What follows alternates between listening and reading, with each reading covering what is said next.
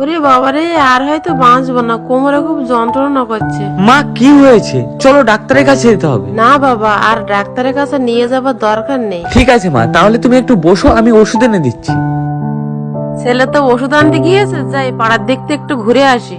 বৃষ্টি, মা কোথায়? দেখো পাড়ায় গিয়ে হয়তো গল্প করছে। বাবু দেখ, আমি কোমর নিয়ে নড়তে পারছি না, আর তোর বউ বলছে পাড়ায় গিয়ে নাকি আমি গল্প করছি।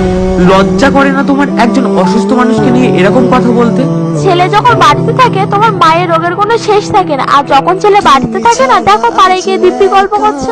বৃষ্টি, আমার সাথে কথা বলছো না কেন? রাগ করেছো? বাবা, মাথাটা কি যন্ত্রণা আবার করছে। মায়ের কি হলো?